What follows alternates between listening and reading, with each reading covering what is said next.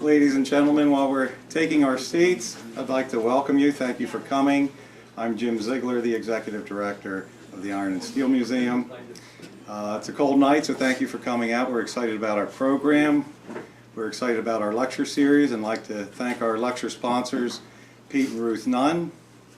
And short announcement, our next event will be next month, the Rebecca Lukens Award, who this year the recipient is Mary Ann Rossi from McElwee Harvey. So we're very excited about that as well. After this lecture, we will be holding a focus group upstairs to review a logo that we're devising for an Iron and Steel Heritage Trail. So if you're interested, please join us.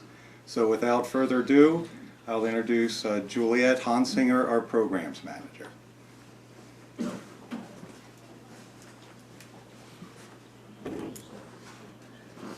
I'm glad everyone could make it out on this wintry evening. I'd like to welcome you to our Black History Month lecture. Our speaker this evening is Christopher Densmore, who's the curator at the Friends Historical Library at Swarthmore College. Mr. Densmore is a very distinguished scholar. He's written many book chapters and reviews and has written extensively about the relationship between Quakers and abolitionism and the Underground Railroad in Chester County. So without further ado, I won't take up too much with the introduction. Don't want to steal his words from him, but I'd like to introduce Mr. Densmore. Thank you.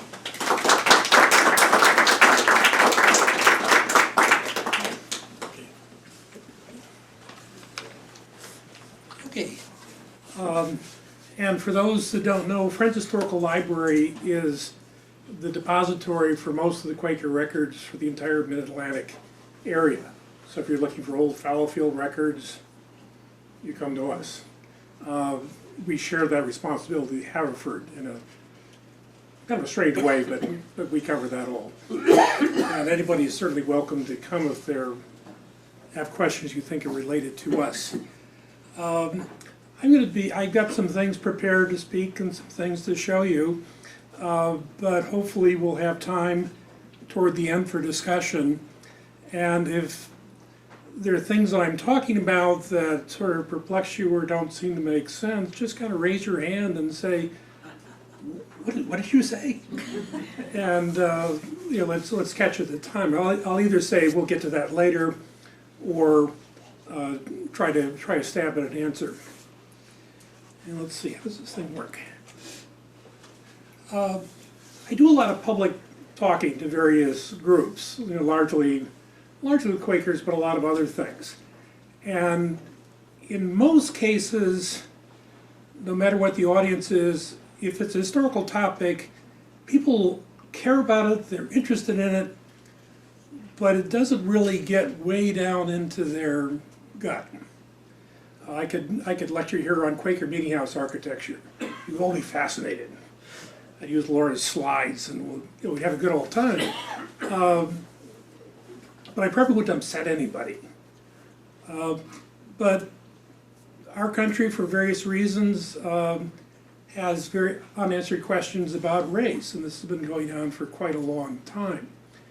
And so every time I talk about some topic that touches on the Underground Railroad or African American history, I can see wheels turning in people's heads. What does that really mean about who we are? Does that make us feel good about ourselves, or could we do better, or whatever? So I used to cringe as people would get up and ask very modern topics. And no, I'm talking about 150 years ago. I don't want to speak to your topic about reparations or national policy or whatever it is.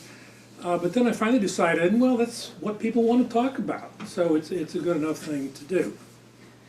Here's a quote from Ira Berlin. Slavery has become a language, a way to talk about race in a society in which black people and white people hardly talk at all. Oops. Okay, there are lots of stories about the Underground Railroad. Some of them are absolutely true. Some of them are absolutely incredibly not true. And there are a lot of things that fall in between. When somebody tells me I've got an Underground Railroad site, it's not a matter of saying yes you do or no you don't. It's more a matter of, where's your evidence? And is there a way we can get more evidence to build a case for that site, or conversely to sort of knock it out of contention? If your house was built in 1880, it's not part of the Underground Railroad. If there's a story floating around your house, gee, maybe that does mean something, except it got gargled over the years. So it's not, and of course it's not actually a railroad, and it's not actually underground. This is Oberlin, Ohio, which was a big abolitionist town. Lots of fugitives coming through. And in front of the Black Culture Center, there's this wonderful sculpture showing the Underground Railroad terminating at Oberlin, Ohio.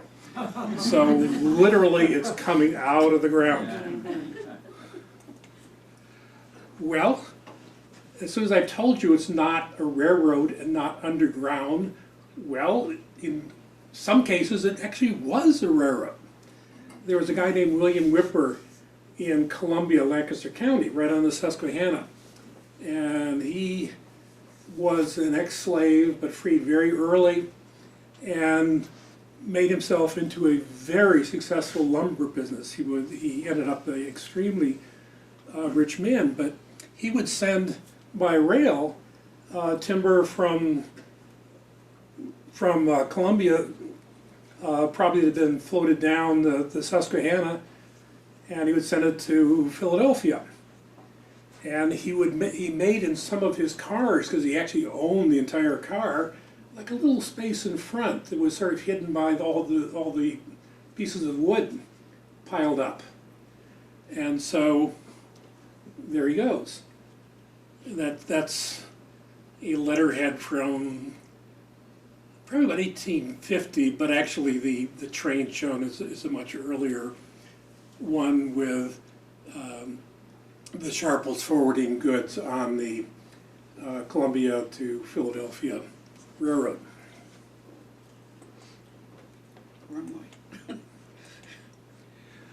Okay, and this is one of the reasons why slavery is sometimes so hard to talk about, and some people just don't want to talk about it at all. Other people want to talk about it a lot. This is a piece of abolitionist propaganda. Clarks and other people in England actually went into slave ships and they looked at conditions like, how are you transporting people? And there you go, you're putting them one right next to another in a hold of a ship that's going to take 2 months to cross the Atlantic. Maybe you get on deck once a day and they throw water at you. If your neighbor has smallpox or something like that, well, tough on you. Actually, when the ship finds out about it, they'll probably just chuck him over the side. So one way of thinking about slavery is this horrific thing that happened to people. But like any other kind of situation like this, it could vary. It depended, did you have a good master that would treat you with care and consideration, or did you have somebody who wanted to whip you all the time because he had a good time doing it?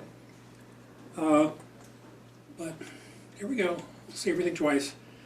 But the irreducible thing is people who, according to English common law, are born free, are here chattel that can be sold like anything else. So here's some advertisements from a Lexington, Kentucky newspaper.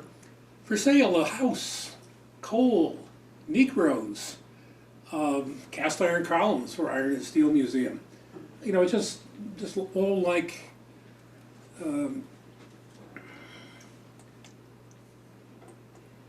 anyway. And actually, take a look at the picture on Negroes for sale. One of the things they used on these advertisements is a little cut that you could just buy, and lots of papers used it. And it's showing, in this case, a black man with a big bag, so he's carrying his clothes. But in this case, he's being sold in Lexington, and is probably going to be sold down the river. I mean, this was the usual way of going things. And like, Kentucky has more slaves it can actually use, but we got all these cotton fields, but also sugar cane, rice fields in the south, and you could be going there.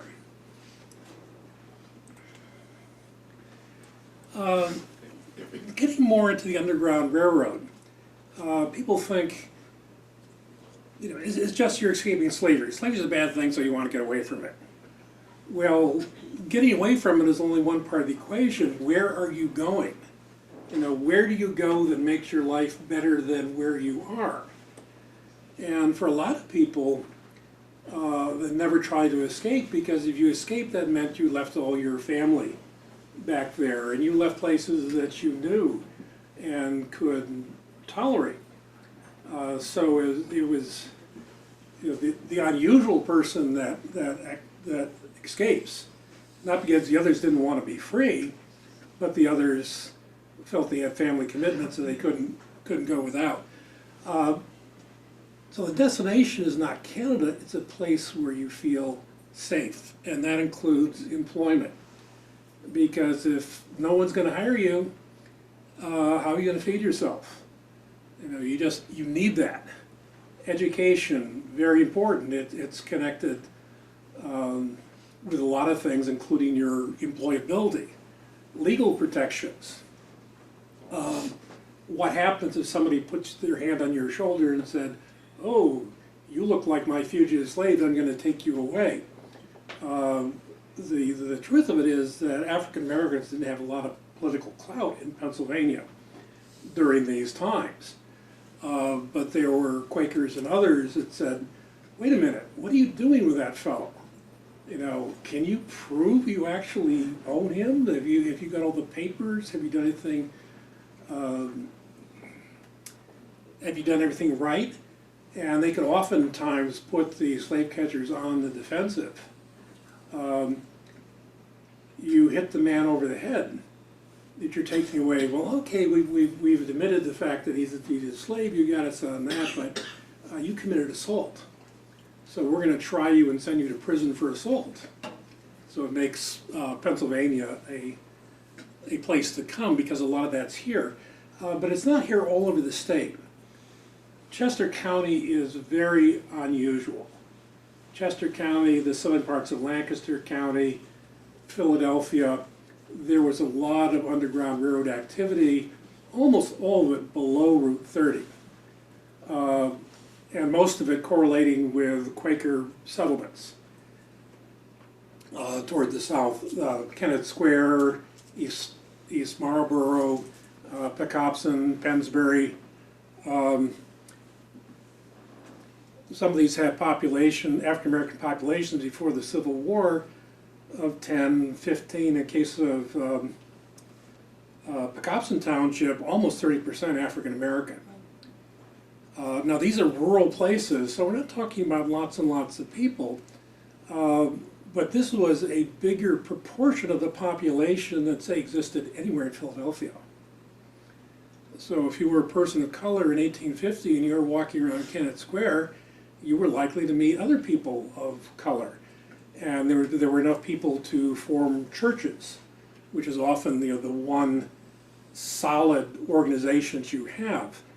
And a lot, the AME Church, of course, still has part of their mission is not just to be a religious organization, but to care for the people. Around here was the African Union Church for the most part, but the same kind of thing. They, African Methodist. If you go down to Hosanna Church by Lincoln University, that's the denomination. It's now called American Protestant Methodist Church. They go long name. Okay. And so here's kind of what it looked like. This is Edward Hicks painting the Twining Farm in Bucks County, which is fairly close to the Delaware River. I couldn't find a similar picture for Chester County, but I bet they're out there. He's remembering from back when he was about 5 years old. And so he's, if you see a little child there, that's actually him, but it's going to be bucolic southeastern Pennsylvania landscape. The farmhouse, the prosperous barn, the animals, and all these folks running around, including, interestingly, the African guy plowing in the field. Now, he's doing a lot of the heavy lifting around the farm, but among Quakers by 1788, that's a free person. So he can go where he wants to go. If he doesn't like the job, he can go somewhere else. But again, when he's going somewhere else, he's got to see whether they're friendly to him. Because there are a lot of white employers that wouldn't hire black people. We're talking, since you're interested in iron and steel, one of the places that apparently was a good place to go if you were a fugitive slave were iron factories. And it's, there are people that are clearly slaves that are working in places like Hopewell early on, but there are also a lot of free people. They're getting fairly decent wages, and they've got employers that aren't asking a whole lot of questions. Aiding a fugitive slave is against the Constitution of the United States of America. It's against the Fugitive Slave Act of 1793.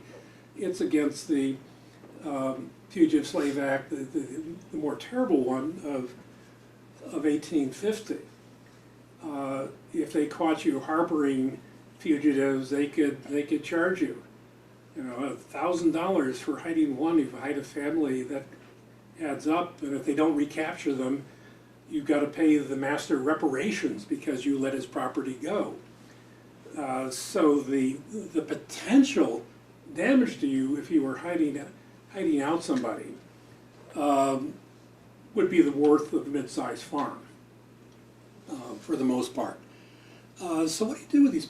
Is this an underground railroad house?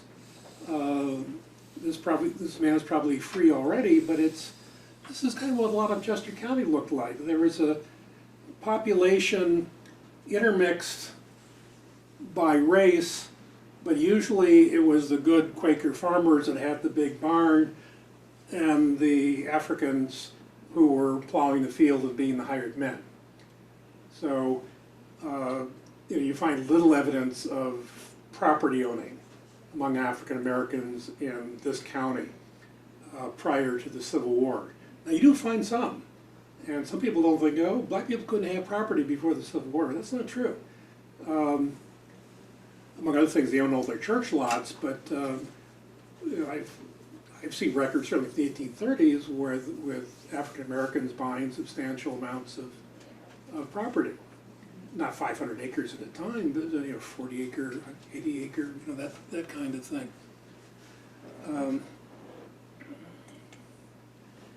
Education. One of the sources to look at things is the manuscript census schedules for various years. And they record all kinds of wonderful data. And one of the things that's interesting to look at is what are people's occupation and what about the children? Are they being educated?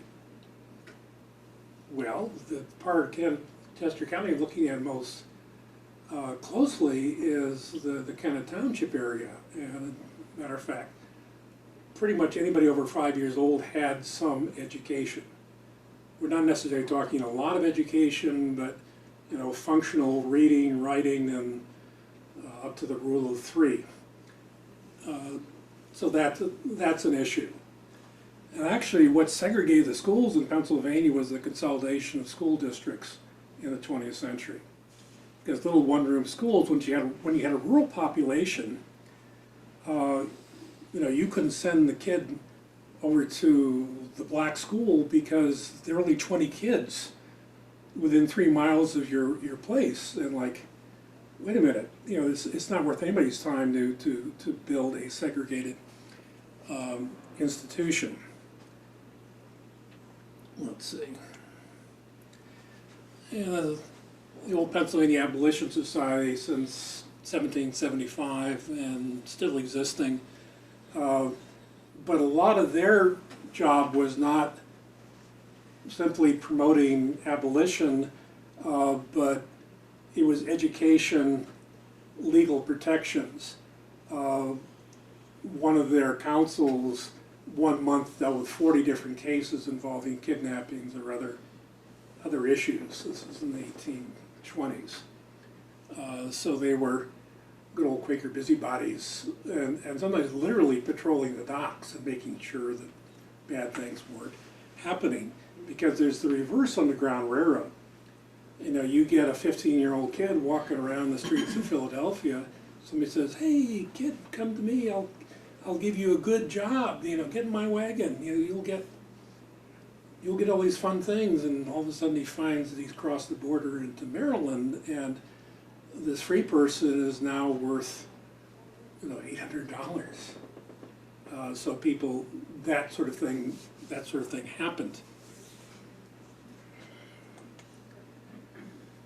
Okay, so various legal protections, protection of free people, anti-kidnapping laws. Until the post-Civil War period, when you see the word kidnapping, it virtually always means somebody is captured to be sold into slavery. That's what it's all about. That's what Robert Louis Stevenson's Kidnapped is about. You know, they're not trying to ransom him for money. They're going to take him down to some West Indian plantation and say, "Hey, we got another one for you. Here you go." And there actually was an anti-kidnapping society in Chester County in the 1820s. Also was all African-American education, access to the courts. You know, only a certain number of people have all the connections and the money to pursue legal cases. You know, you can be very middle class and not have the kind of access you really need if you're really, really in trouble. Ability to testify. One of the questions is, okay, in Pennsylvania, pretty much slavery is almost collapsed by 1800 in most places in Pennsylvania. But that doesn't answer the question of what is the status of that person we've just freed. Does he vote? Does he testify? Can he enter into contracts? All of these things. Pennsylvania modified its constitution in 1838 to clearly say that black people were not citizens. So there you go. If you read the Constitution of 1780, you know, it's this wonderful anti-slavery document. It doesn't really address the voting situations, but things go back and forward. Progress, you know, we don't always progress absolutely forward. Okay, but people did take self-emancipation. You know, why wait for the master to do the good thing? You know, he hasn't so far. And so this cut used to be used for advertisements, to buy people. Sort of gradually over the years has become sort of the symbol of self-liberation. That's not its original intent, but that's the way most people would see that now. And then of course you've got the problem of which laws do you uphold. You know, groups like Quakers and Amish and Mennonite, you know, they're very clear. Government is established. You know, we need to respect the government and obey the government, except in the cases we can't. And then we have to be willing to go to prison for our beliefs, if needful. So you got the golden rule. We think it would be self-evident to say the golden rule, do unto others. You know, how can you have slaves if you're following the golden rule? Well, a lot of Southerners had answers for that. That means I should be treating you as a slave the same way you would treat me if I was a slave. Okay, thank you. God hath made of one blood all nations of men. So in some cases, people are making choices what to do. But that's a very difficult choice to make. Oh, finally we get to the Underground Railroad.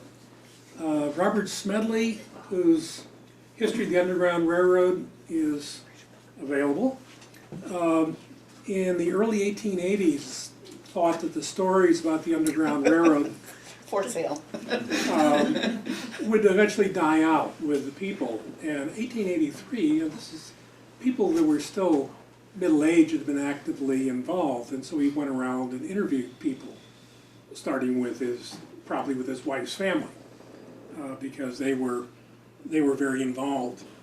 And so it's just this crisscrossing of roots.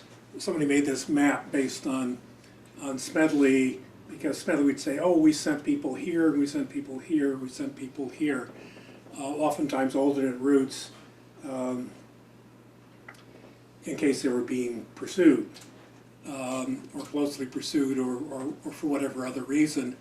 One of the interesting things about it is a good number of self-emancipated people who crossed into Pennsylvania from at least Adams County on, they weren't going north, they were going east. And where they wanted to be, certainly if you could get that far, you were just in amongst people that would offer assistance. And then you can make the decision, do I stay here, which is a risk? Do I go to Philadelphia or New York City? Do I go to the black communities in southern New Jersey? Or do I go to Canada? And only some people go to Canada. A lot of people don't. There's one narrative about a guy gets all the way to the Niagara River, and he looks over at Canada and says, they're trees. There are no buildings over there, they're trees. And looks back at Buffalo and says, oh, they got buildings and a canal and railroads and all that kind of stuff. And besides, people told me it's cold up there. And so he just looked at it and said, oh, okay, not going there. Harry Tubman, the person almost everybody knows about the Underground Railroad.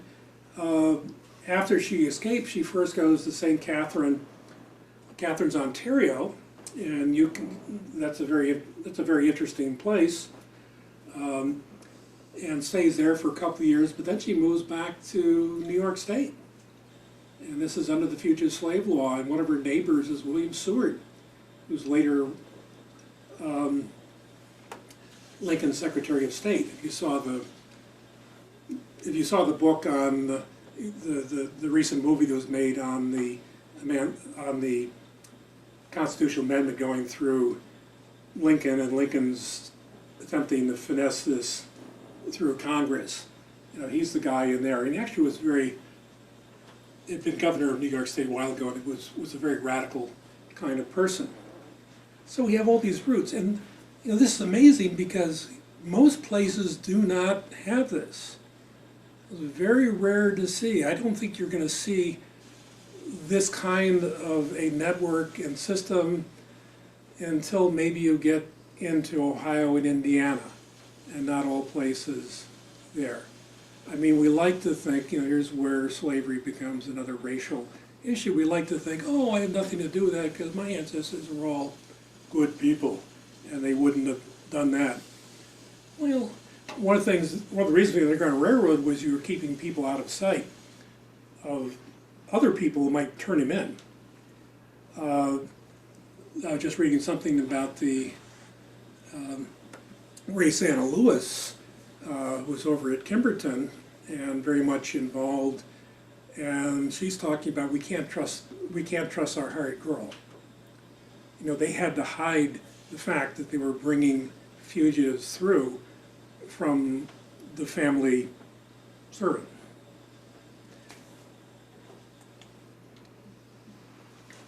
And so it works all kinds of different ways. This is a group of 2 carriage loads of people that escaped from Chesterton, Maryland, to Wilmington, Delaware, where they meet up with Thomas Garrett to Pecopson Township, Pennsylvania.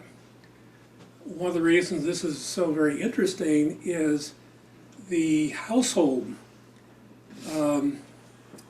where they stayed in Pecopson was owned by Eusebius and Sarah Bernard, and they were very active Underground Railroad people. The house is now being turned by the township into a township office building, and the Kennett Underground Railroad Center is going to have a space in there for a museum and interpretive things. But when you walk in the door, they talk about people sleeping in front of the fire. You can say, all of those people, all 14 of those, were in this house, less than a day after going from Thomas Garrett and 3 days out from enslavement, and they were absolutely here. Okay, here's the local thing. Where's Gumtree? A lot of people think that everything has been written about, and written about to death. But in fact, that's not true. If you want to read about Pickett's charge, the Battle of Gettysburg, you can probably read for the next 30 years without exhausting the topic. People know pretty accurately how many people were in which company of which regiment, and it's just, it fascinates a lot of people, including myself. But there are a lot of topics that people haven't touched or haven't even found. They're stories that are embedded in somebody's letters up in the attic. They're family stories that have been sort of passed down through oral history. There's a lot of stuff just in the newspapers, just looking at the papers and seeing what they're here. And so here is dear old Gumtree. And the spot this actually takes place is probably right, very close to the border of Highland Township. In Highland Township, very, very close to the border. And the slave catchers showed up between 12 and 2 a.m. on December 27, 28, in the middle of the night. And this is with federal marshals, because this is the federal government exerting its power as well. And so, and they knock on Nathan Green's door. These are free people of color. Of course, you could never absolutely trust that, because no one's going to go around advertising, "Hey, I'm a fugitive slave," So, "Oh, I was born here in Pennsylvania, and I'm free." Unless you can prove otherwise, forget it.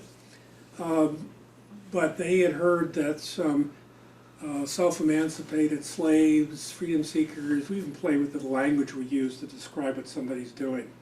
Some people object to fugitives because the law is not really legitimate. How can you be a fugitive from a law that shouldn't be? Well, actually the law is. But people sometimes use the word freedom seeker. That seems to be the thing of choice. I like self-emancipated. Emancipation means the act of freeing, and they freed themselves, because it's actually used at this time, along with fugitive and the rest of it. So these federal marshals and slave catchers go knock on Nathan Green's door in the middle of the night, and they got this story that their wagon is broken down on the road, the traces are busted. "Police, can you come and help us and bring a light so we can see the wagon?" And Mr. Green is kind of not really there with them, but kind of opens the door, and then all these people start rushing into his house. And it's like, "Hey, wait a minute, you told me about a wagon, all of a sudden I got 10 people with pistols in my front room." So this is happening. It seems the people in the house seem to be Nathan Green and his family. He had his wife, and I think he had 6 kids at the time.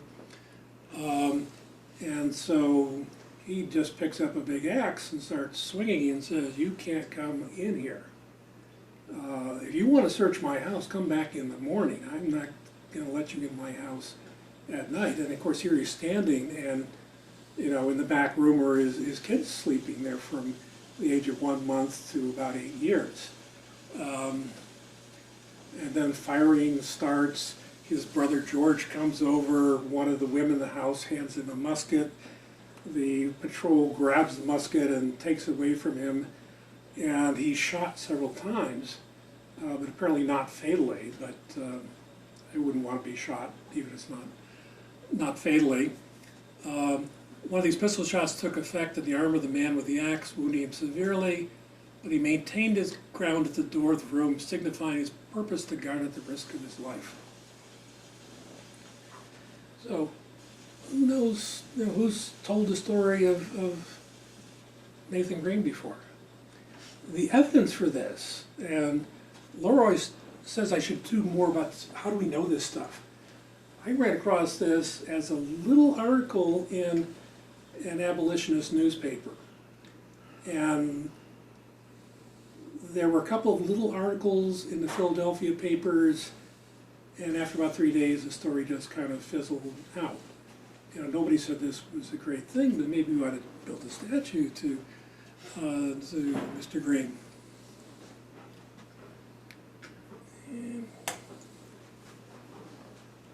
And the end of the story is they put up such a great resistance that the 10 or more marshals and slave owners backed off. And they decided the better part of valor was to take off. Very soon after they left, I understand that 15 or 18 men were in hot pursuit of the hunters, but for the darkness of the night and the speed of their horses saved them. And some of the papers, actually, that weren't necessarily pro-black people said, what do you expect? You bust on somebody's door under false pretense in the middle of the night, they should take an axe to you. It's just not the sort of thing you do. One part of the story that's very easy to overlook is that people start showing up. Where are these guys coming from? Well, they're local African Americans. And some of them have an object like this, a tin horn. And when something like that is happening, you just go, which means everybody grab your pitchfork and whatever and head over, because we're in trouble. And so it's very clear there's organized resistance methods through a large swath of Lancaster County and Chester County. It's hard to get a real feel for it because I think it really was very informal. But just the understanding, if I'm in trouble, I blow the horn, you come.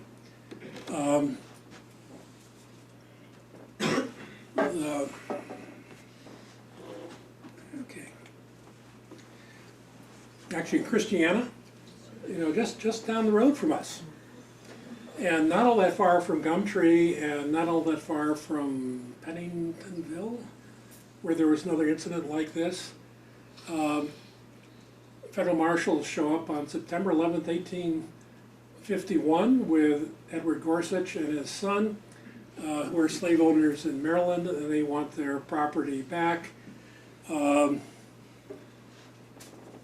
Mrs. Parker, whose house this is, it's John Parker's house. He's actually renting it from some Quakers that live next door. Starts blowing on her horn. And this is described, and there is an instrument that looks very much like this over in the Lancaster County Historical Society, Lancaster History Museum, whatever their formal name is these days.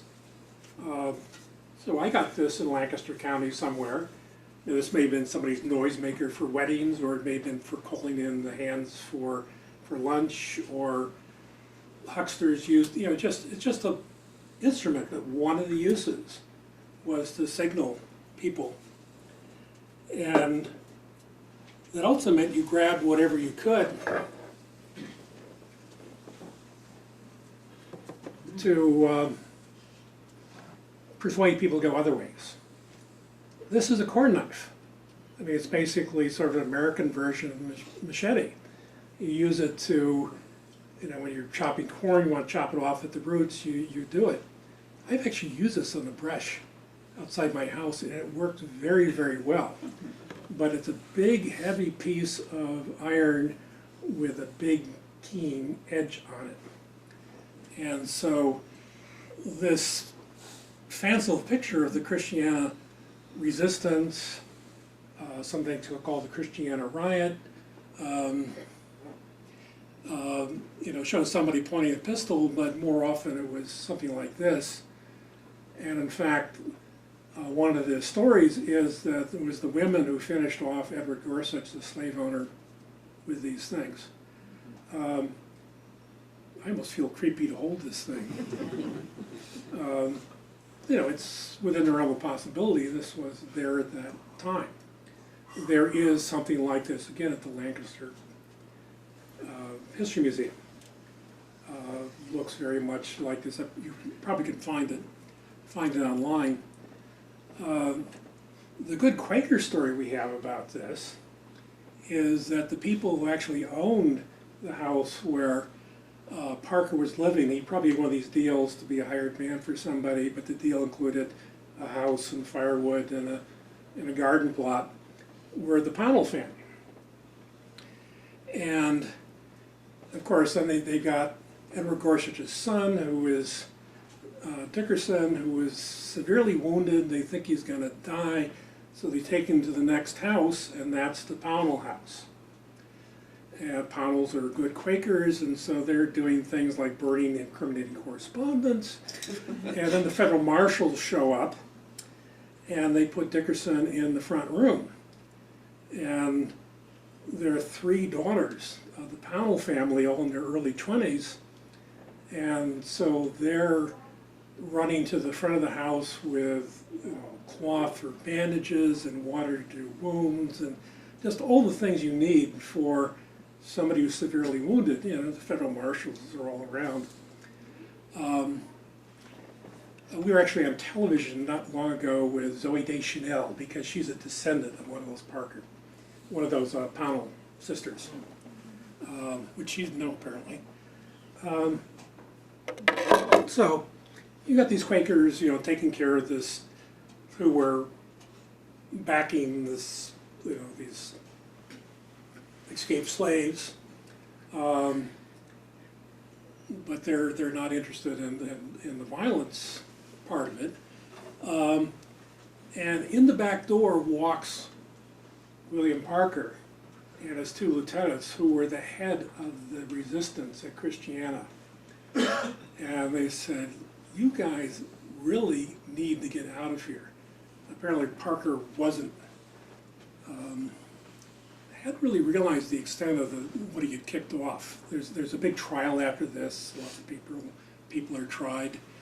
And one of the good things about working here, I go every year to the reunion at the Bart Meeting House, which is very close to where the riot took place. Old Quaker Meeting House, not used anymore, but descendants come back every year. There are people there that, oh yeah, that was my great-great-grandfather, and I've got his book when he was in jail charged with treason for his participation in the riot. And what his participation was, he was trying to calm down the situation. Like, you guys, you should back off a little bit. So anyway, so they got this house with the wounded slave catcher in the front. The federal marshals camped around, and these 3 black guys, been part of the resistance, waltz in the back door. They say, "You got to get out of here." And so the daughters are rushing up to the front room, and they're changing his bandages, and then they're going back and they're picking up blankets and ham and whatever else they think would be suitable for a long vacation. And the most amazing thing is they get them out by dressing them up in Quaker clothes, with the big broad hat. And they're walking out arm in arm with these 3 men, the 3 daughters. And they walk straight through the federal marshals. Some of the Parker family lives today up in Buxton, up in Ontario. The family is still around. This is sort of what happened at Gumtree. But Gumtree, there were shots exchanged, but nobody died. But it also was testing the authority of the government. So what do we got here? I've been looking for pictures of one-room schools for a while. And here is a probably Chester County school. I don't really have this one identified. And I was talking of the black population of a lot of townships in southern Chester County got up to about 10% and sometimes more. And if you count the black-looking faces, you get about 10% of that student body are African Americans. I also saw a piece of campaign literature from a Democratic campaign in the 1890s, and what it had on the front was a picture of the graduating class of the high school at Kennett Square. And it said, you know, do you want Maryland to look like this? And you looked at the picture and, oh yeah, there's a black person over there, over there. So it's, afterwards there was something called the unit room. We can kind of get into some of that. That we really didn't get rid of segregated schools in Pennsylvania until the 1950s.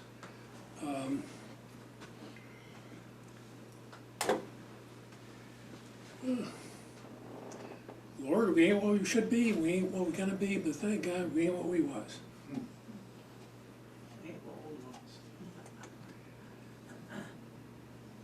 So here we go. I mean, this sort of comes around to that initial thing that often talking about slavery is talking about race. You know, for a long time it was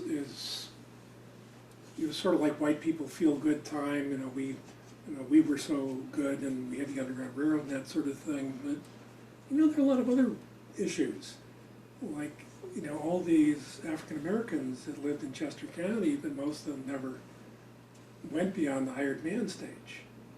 They were free, they had jobs, they had places to live, they had children, the children were educated, but the social mobility ladder did not go up.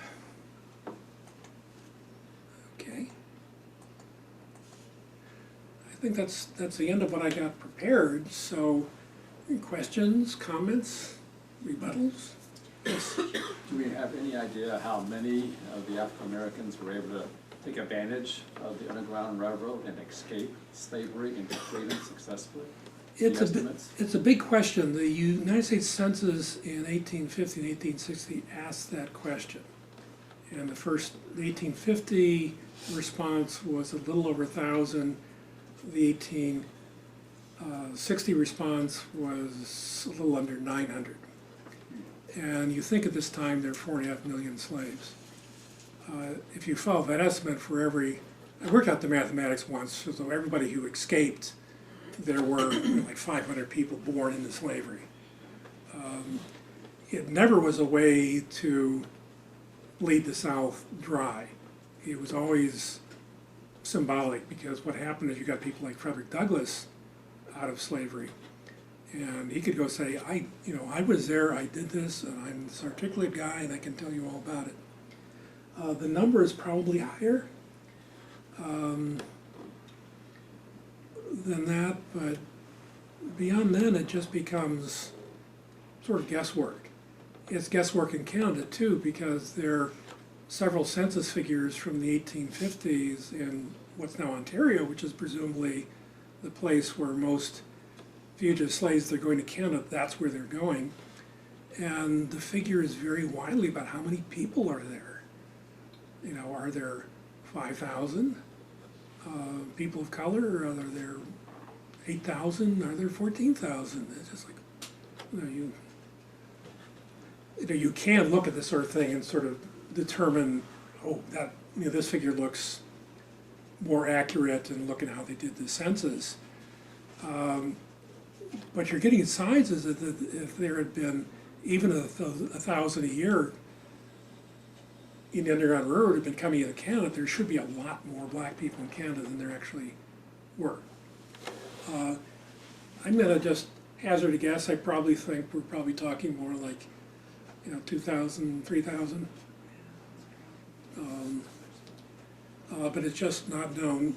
Thomas Garrett kept a running count of how many freedom seekers went through his hands between 1820 and the early 1860s. I think it was about 4,000. But that's over a period of 20s, the 60s, 40 years. So he was doing more than 100 a year. William Still in Philadelphia was probably passing, there are ways you can find out about it, were several hundred a year through Philadelphia. And these are just the people who went on particular routes or saw particular people. So, some people just came up on their lonesome, and they just, they didn't want to get into any kind of connection with people who might turn them in.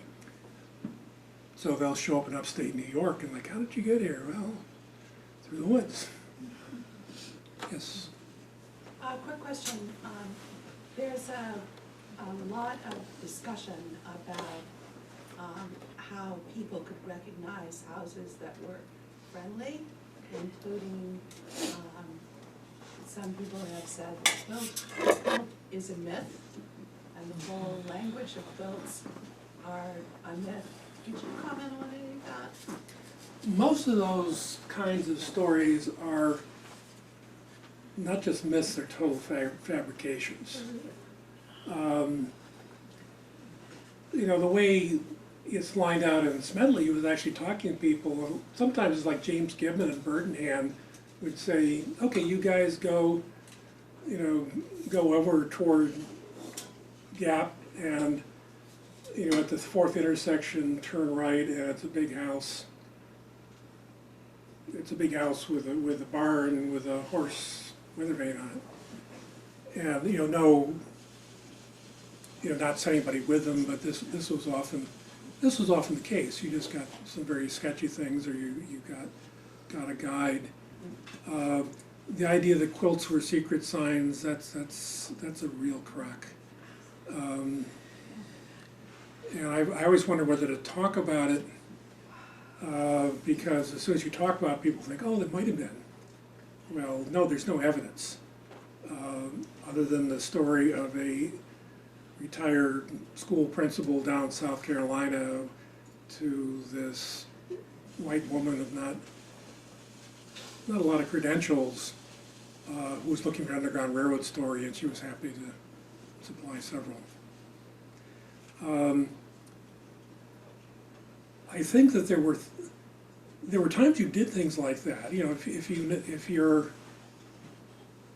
like put a candle in the window kind of thing, which is Ripley, Ohio, with that was done with one particular house, and you could always do very ad hoc things. Look for the house with a broken wheelbarrow. There you go. As far as codes, there's evidence for very rudimentary codes that sometimes people, there's a letter from, I've forgotten who, but John W. Jones in Elmira, New York, who's there and saying, we lost 18 horses, could you look out for them? It's like, oh, okay. I mean, that's not very hard to crack. Or talking about, I'm sending you bales of hardware. I'm sending you bales. That's about as far as they go. This idea that there are secret code words, that being Sandusky in Cleveland was invented by Harriet Buckminster in the 1950s.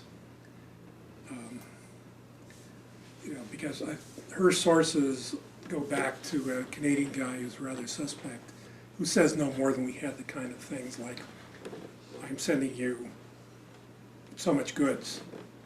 And interestingly enough, when he talks about his working the Underground Railroad, it's entirely white people. We went down there and we did this.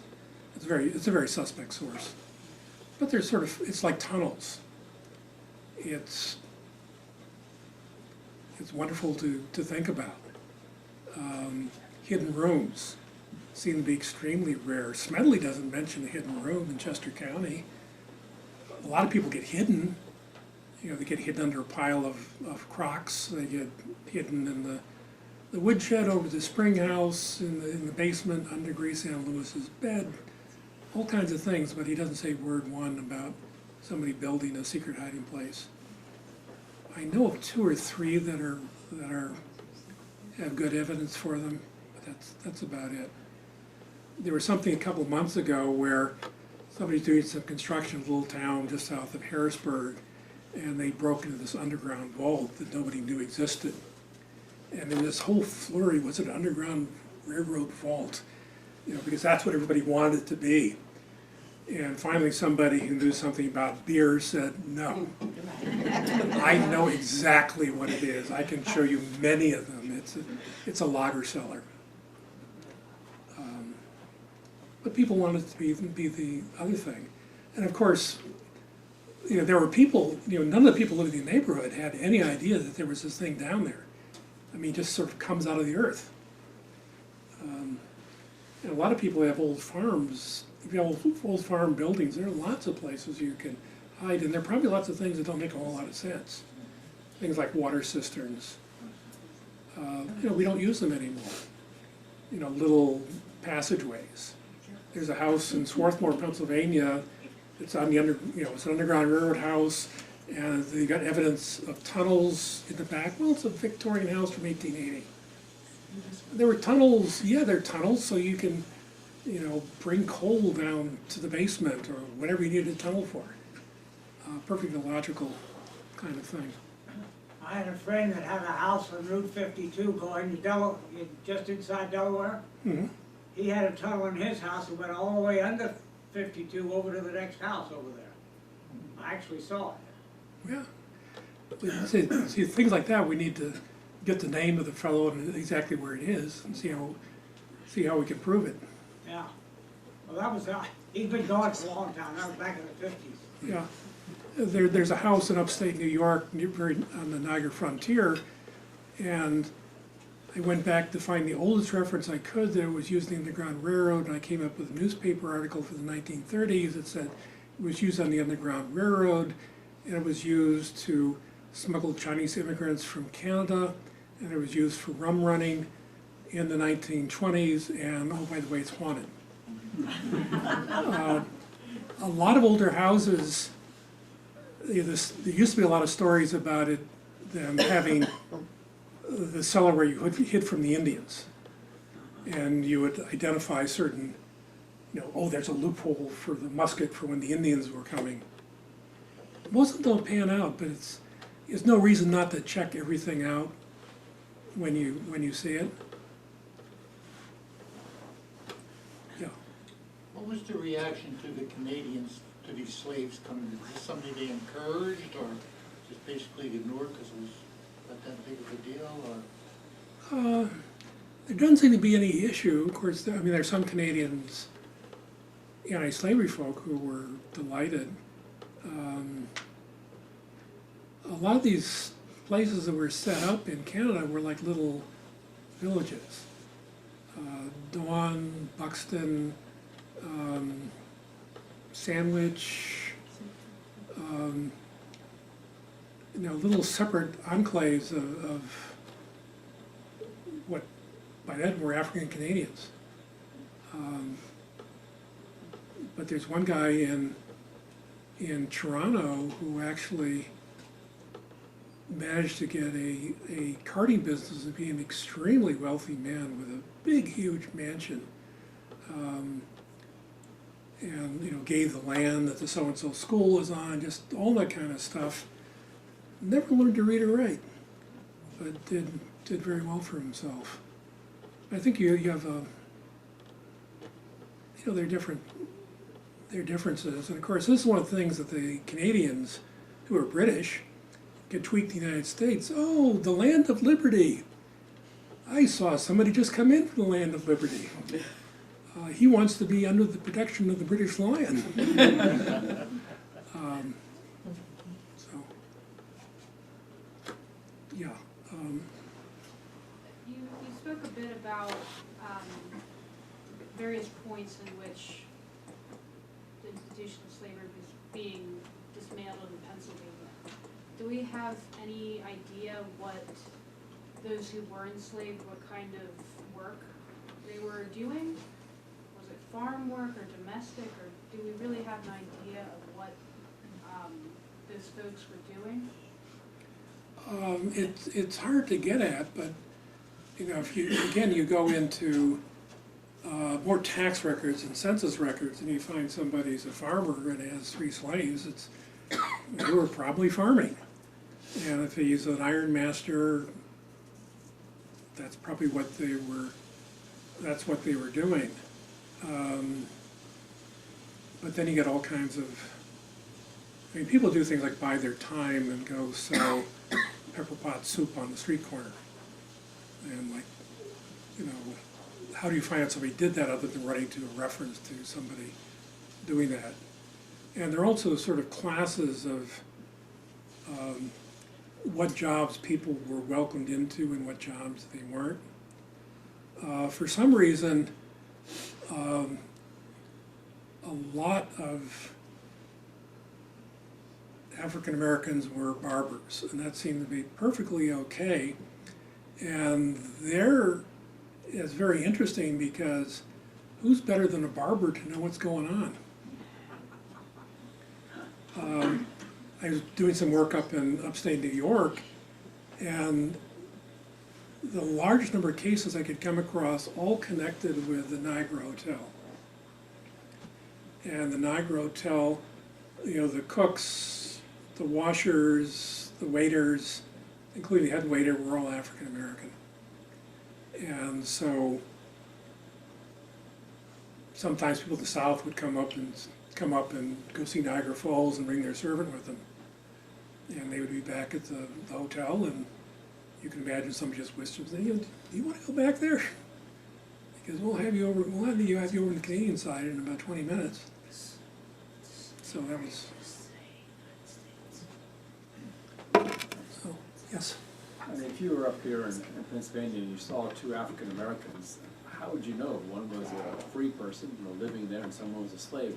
How would the slave catchers, do they come with a specific list of people, or how would they try to seek out those who are slaves from the South versus those who are free men already here in the North? You know, yeah, you had to have some sort of proof, and that could work various ways. That, you know, I'm looking for a guy that's lame in his left foot and is missing the 3rd finger on his right hand, talks with his stammer and is 5 foot 8 inches tall. And you take it to the wrong kind of commissioner and look and said, oh yeah, he's got a bum leg and he's missing a finger, but this guy just measured him, he's 5 foot 8 and a half. He's not your guy. Where somebody else would just say, oh yeah, he's yours? Yeah, good, you know, take him away. So it's a variety of it's a variety of things. One of the stories, and it's a real story. In Chester County, it's Christiana Lewis again, who actually became a fairly famous naturalist in her later career, a member of the American Academy of Sciences, that sort of thing, and corresponds with William Still, who was, she had known in the Underground Railroad days, but they're talking about plants. So it's good to know people have a life after this transition, and we used to think, you know, we used to have it so the Underground Railroad is, okay, you jump on, you get off in Canada, end of story. But like Harriet Tubman spent 50 years basically running a hospital, you know, for infirm people up in Auburn, New York. But Edward McGill was president of Swarthmore College, and whose parents had been actively involved in the Underground Railroad, wrote a history of the Underground Railroad in Bucks County. A lot of it was just family stories. And there was a family that lived there with escaped slaves, with a woman, and she brought with her 6 children. Grace Anna Lewis, published in the Friends Intelligencer in 1898, Grace Anna Lewis, who was living in Media, Pennsylvania, just down the road from Swarthmore, reads the Friends Intelligencer, says, you know, she had to be the woman that came to my house. Because, a woman carrying, with 6 children, I tell people when my kids were small, I would, taking the corner store was a problem. Can you imagine, hey kids, we're gonna walk, 50 miles through the rain to somewhere you've never heard of before. Let's go. But one of the distinctive things is many slaves, there were particular kinds of cloth that were sort of particular kinds of cloth, and were sort of weaved like a gunny sack or burlap bag, and also would be marked with sort of red and blue stripes. And so some of the people in Chester County had collections of clothes, so when you showed up wearing obviously you're an enslaved person, let's get rid of those wooden shoes, let's get rid of that cloth, let's dress you up in something. But this woman coming from somewhere in slavery, we don't know where, shows up in Kimberton and somehow makes a connection with the Kimbers and the Fussels and the Lewises. And what happens if you're wearing a gunny sack and it rains? And you're exercising? You get all that scratchy fabric. Wool things are scratchy. Wet wool things can be very abrasive, and so this woman showed up covered head to toe in blood after having walked out of slavery. It's like, who are the true heroes of the Underground Railroad? I mean, I think we should build a big monument to her. Yeah. What kind of influence did Lucretia and Mott have on this period of time in slavery? Lucretia Mott is at the center of everything that goes on in southeastern Pennsylvania. I created a database of everybody I can identify as being an officer in an anti-slavery organization. We're talking, the Kennett Underground, the Kennett Anti-Slavery Society, the Euclid, the Clarkson, all these kinds of things. And then I took it to an anthropology class where they were doing these kind of things that track networks. That you put in a computer and you draw lines. Lucretia Mott was in the absolute center. She was connected to everything. She wasn't directly connected. She was connected very closely with something. I guess her husband James was in charge of it. She was a great speaker. A lot of people were very impressed by her words and her moral imperative. Lots of people named their kids Lucretia Mott Smith or whatever. Was she actually involved in the Underground Railroad? I don't actually know. But she certainly knew people who were, and certainly approved of the whole operation. It just may not have gone specifically through her house. But she's a key person, but there are also other people that deserve to be better known, and actually one that Mott deserves to be better known. This is Lucretia Mott, one of the founders of the American Anti-Slavery Society, one of the founders of the Philadelphia Female Anti-Slavery Society, the guiding light behind the first Women's Rights Convention. There's a wonderful letter from her at the end of the summer of 1848. It said, oh, we went up to Canada, we went up to upstate New York, and we visited with the Seneca Indians. And then we went up to Canada, and we traveled around, to see some of these free black communities. And oh, by the way, you remember so and so. He sends his best wishes. He, in fact, managed to get to Canada. And then we had some finagling, and the Quakers were having a little dust up. And then we had 2 women's rights conferences. And so this is the Seneca Falls Women's Rights Conference, the first ever, and the Rochester, the second ever. And it's just like, oh. And I saw my sister, in Auburn. It's like, these things are all sort of tied together. the same way a lot of things, you look at the very local level, anti-slavery and temperance are very closely related around here. Though there was no, related in the sense that a lot of people for whom radical anti-slavery was attractive were also attracted to women's rights and to temperance. So you sort of see the same people being recycled. Yes?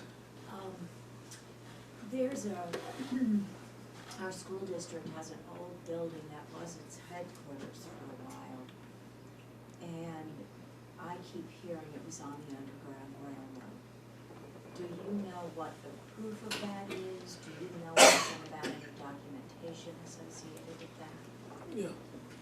Well, What Oh, school I'm sorry, the district? Coastal School District. We're here in the Coastal School District. yeah, send me an email sometime. To you. Yeah, it's a process. One of the things is that I caution people with is houses don't document Underground Railroad activity. It's people that do.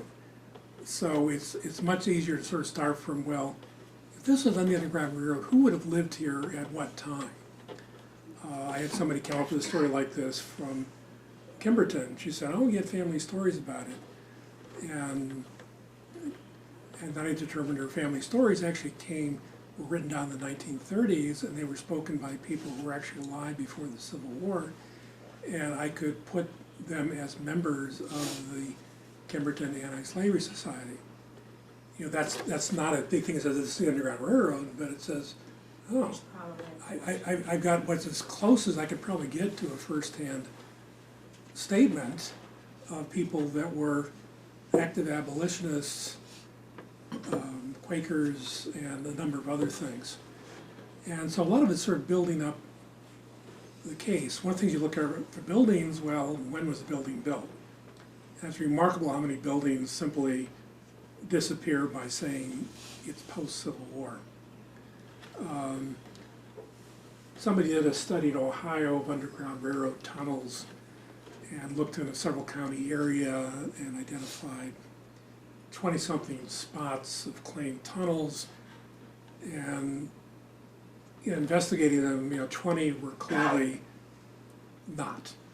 They were perfectly normal kind of things that people had in their house. Where do you put your jam jars? Well, you take it down in the basement, and here's a nice cool room, you put them there. You could hid slaves down there, but it's not what it was built for. A number dropped out almost immediately because they were too late and into the 20th century. But if you got a building, the first thing you do is you sort of kind of write down everything that you know or think you know or somebody said about it. There's something called the Wellman scale. It goes from 1 to 5. 1 is somebody said it's an Underground Railroad place. 5 is we can absolutely prove it. You usually don't move from 1 to 5, but you can often move several steps up or drop off entirely. So who lived there? And so we can plunk the name into, I have a database in Pennsylvania Freeman. It says, okay, here's Mike Bolton. It's like, oh yeah, he's the treasurer of the Chester Anti-Slavery Society, so that becomes interesting. But is there somebody that's passed on this story that can give you a source? Something more than everybody knows. So don't take anything off the table just because somebody like me says, I'm not so sure about that. Pursue it. You're looking for little bits of information. One of the greatest sources are the biographical clipping files down at the Chester County Historical Society. Lots of information on people, and sometimes the only information you got is that at the time of death, so-and-so died, and it was one of the oldest members of the African church in Kennett Township, and he came here in 1845 along, it's like, oh, okay, there it is. As an example, one of John Brown's men escaped from Harper's Ferry before the rest of them were caught. Name was Osborne. He was actually, his family was from Culm. Just Trace Culm. That way? Anyway, his family, Oh, Township. Callan. Callan Township. And there were African Americans buried in the Callan Township. And then the family moved to Westchester. And so, okay, we got a John Brown man. And you can read his narrative, and he's local. You know, we knew he lived in Westchester, we knew he lived in Callan. But I was going through obituaries, looking at likely names. You know, there were a lot of prominent black people named Hood in Kennett Square, so you start looking and say, oh, and here's some little clipping about somebody getting married or dying in 1910, and there's a story, and one of them I ran across, and you know, so and he was, you know, he was the bottle washer for the local hotel kind of thing, but he was one of John Brown's men. One of the things that John Brown raised at Harper's Ferry, Brown was expecting, you know, slaves to sort of rise up and join him. And the Virginians say, oh no, that didn't happen, you know, our people are always nice and happy, but in fact, people did join him. You don't know how many. And one of the things Brown did when they realized it's all up, it says, hey, okay, you guys, you know, out the back door. And this guy claimed to be one of these people, that he had been with John Brown at Harper's Ferry, escaped before the Ancient House fell, resumed his life as a probably very compliant servant. Civil War started, and he hot-footed up to the north and ended up in Westchester. But there's probably only one source that actually says that. And it's a little, you know, clipping of a couple hundred words sitting in the file in Chester County. But once we have the name, we can always start looking for other sources. Recreate family structures, for example. You know, who's related to who? The scale of the flow was so small. Why was there so much tracking down and trying to catch people and so on? It seemed like there was not much of a force for bringing African Americans up from the South. If you read South Carolina was the first state to secede from the Union in 1860. And there's a declaration of causes. And it starts out with some constitutional things saying, well, we voluntarily joined, so we can leave at any time. And then, but it goes into the reasons. And the first half of the reasons, and maybe more, are all related to the Underground Railroad. It just annoyed them that in the North, there were even church groups that said slavery was wrong. You know, we can't work with these people. You know, people can publicly denounce slavery in the papers. You know, it just, and then you look at these figures, like for the census figures in the census report, and look at South Carolina, which had more enslaved Africans than Euro-Americans in 1860, and said, oh, wait a minute, there was one fugitive slave that left South Carolina. Doesn't make logical sense unless I think the answer is basically there were portions of the South that were very honor bound.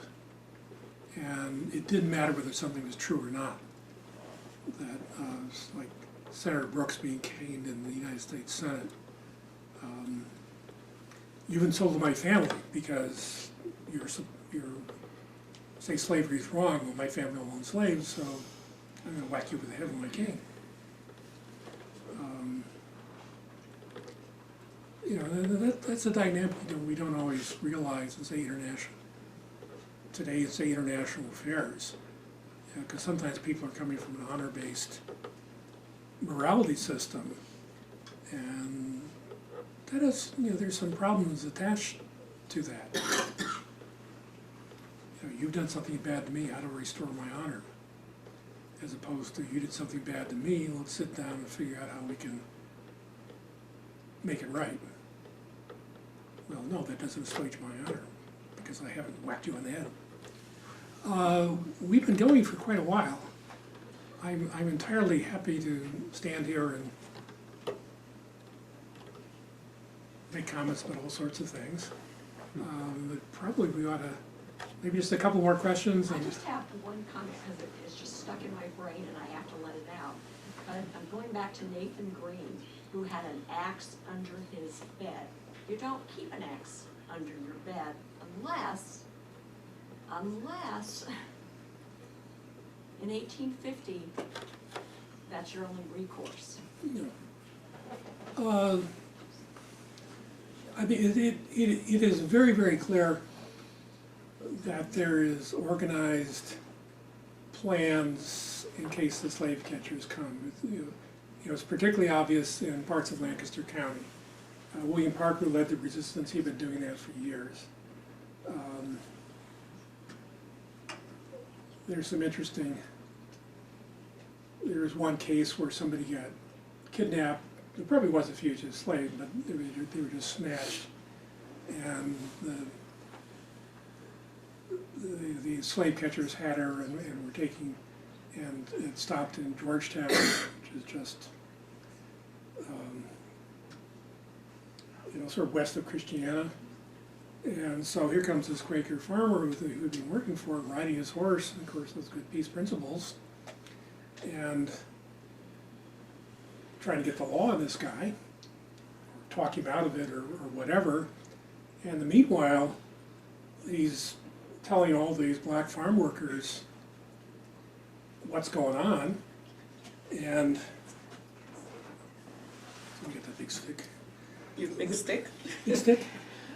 And so they decide that they've had enough of chopping corn, and so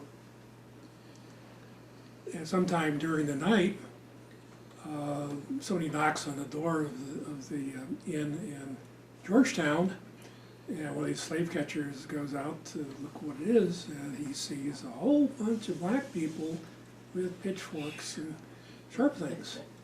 And they decide, oh, it's time for us to go. When William Parker I talked about before, he and his lieutenants went up on the Underground Railroad, but their wives had stayed in Christiana for a while, for a couple days, and it's like this. There are federal marshals running all over the territory. They're arresting people, and so they're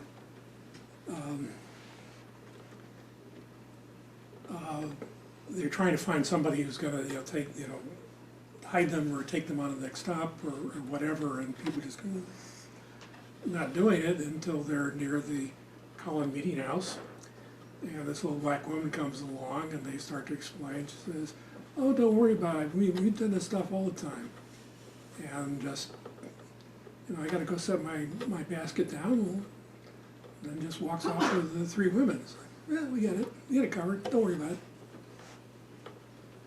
So there are all kinds of structures, and it's not hard to think about. There was serious Underground Railroad activity in the 1980s directed on Central America. People trying to escape the massacres and the bloodshed in places like Guatemala. And